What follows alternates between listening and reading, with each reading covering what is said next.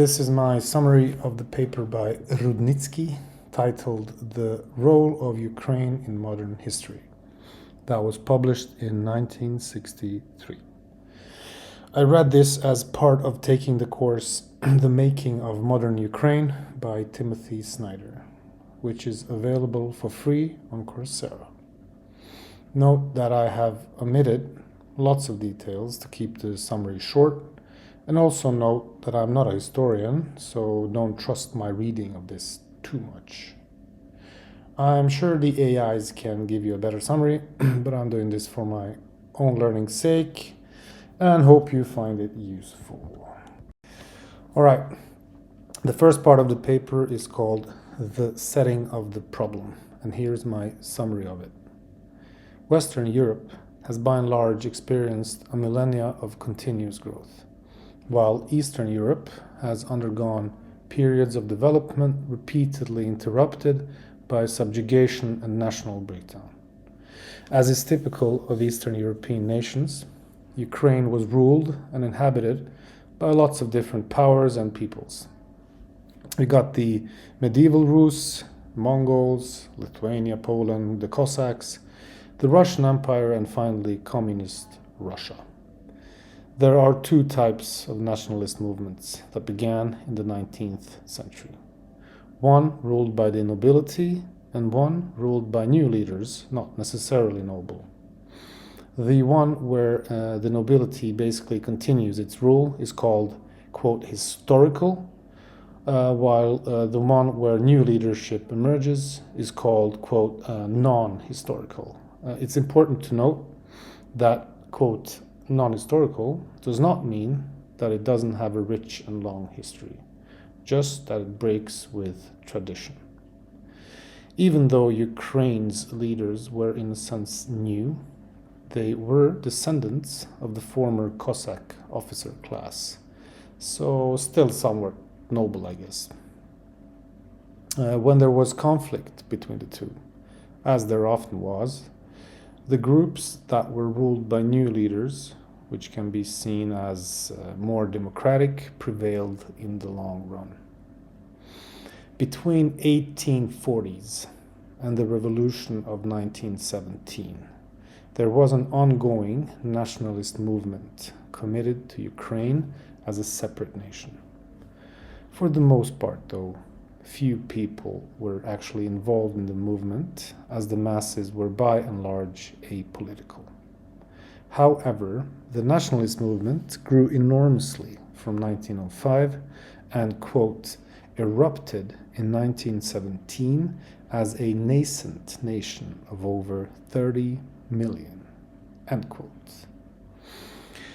After the revolutionary years of 1917 to 1920, when an independent Ukraine emerged, the main issue becomes survival and maintenance of independence, with pressure coming mainly from Soviet Russia. So Ukraine did eventually gain independence in the revolution of 1917, but it was short-lived and the country was soon overtaken by communist Russia. That was my summary of the first section. The second part of the paper is called Methodological Approaches, and here's my summary. In the last part of the 18th century, some regions of Ukraine were annexed by the Russian Empire, while others were annexed by the Austrian Empire. Political life in the two regions was quite different. While it was basically impossible to be politically active in the Russian regions, Ukrainians in the Austrian regions could take part in elections, form parties, etc. The nationalist movement did not only consist of people from within Ukraine, as there were several scholars working at Russian universities that secretly supported the movement. Ukrainian thinkers viewed Ukraine as deeply libertarian and Western, and thought that a break with the Russian Empire would have a liberalizing effect on Eastern Europe as a whole. To build up a national conscience, we need more than rationality. So it is not surprising that a 19th century hero was a poet and not a soldier or statesman. This was Taras Shevchenko, who is still considered prophetic. Ukrainian peasantry and industry in general was more globally oriented because the Black Sea ports connected it to the world. The abolition of serfdom and industrial revolution therefore had a different impact on them than on other parts of the Russian Empire. Ukraine did well economically compared to the rest of the empire, but was heavily taxed and otherwise exploited. There was some resistance to the adverse policies imposed by the Russian Empire. The people in power were Polish, Russian, Jew, and foreigners, which caused tensions of a nationalist sort. In addition to these nationalist tensions, social tensions grew as well due to rough working conditions. So the upcoming revolution was to be both social and national. There were two political programs in Ukraine, with both wanting political liberty and Western-style governance. They differed in that one wanted a clean break with Russia, while the other was less ambitious. The revolution of 1917 saw a complete severing of ties with the Russian empires, so the more ambitious group won. Even though the oppressive policies of Tsarist Russia delayed the revolution by decades, the gradual transformation of the social structure by generations of intellectuals resulted nevertheless in an independent nation in 1917. All right, that's it for the second part of the paper.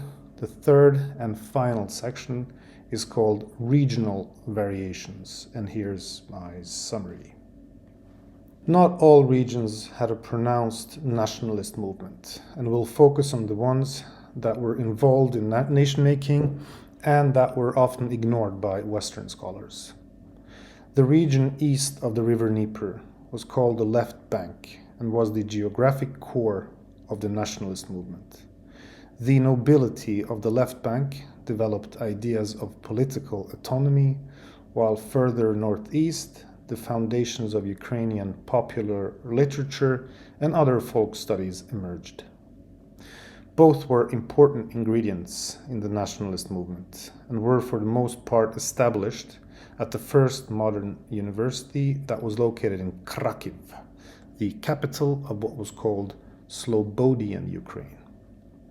Southern Ukraine, although not much involved in the nationalist movement, was important in creating a Ukrainian national economy. Its Black Sea ports were used for trading both by the left and the right bank, which was the territory west of Dnieper. Some regions had an easier path to nationhood than others. Galician Ukrainians that were under Habsburg rule gained seats at the Vienna Parliament after Austria introduced universal manhood suffrage in 1907. This achievement came despite Polish nobility influencing the Habsburg administration and attempting to block Ukrainian political advancement. This lack of territorial integration indicates that Ukraine did not exist as a single nation, but the different territories were slowly converging towards a unified nation. All territories went through the same stages of growth, labeled as age of nobility, populist age, and modernist age. The labels are somewhat self-explanatory, and we won't go into details of each stage. The right bank was for a long time under Polish influence, and since Poland was very Western, this served as a counterbalance to Russian domination. The competition between Poland and Russia for domination of the right bank raised Ukraine's self-awareness as a distinct nation. Many Ukrainians were attracted to the power and glory of the Russian Empire in the 19th century. And Russia used this great power to suppress the movement. Landowners were not necessarily opposed to absolute monarchy, as monarchs tend to back policing and control of the peasantry. Only in Galicia could a contest be fought openly, with the Russophiles being subsidized by St. Petersburg and the nationalists getting moral support from Dnieper or Russian Ukraine? The nationalists eventually won over the Russophiles in Galicia, and the victory slowly spread to the other regions, to finally erupt in the revolution of 1917.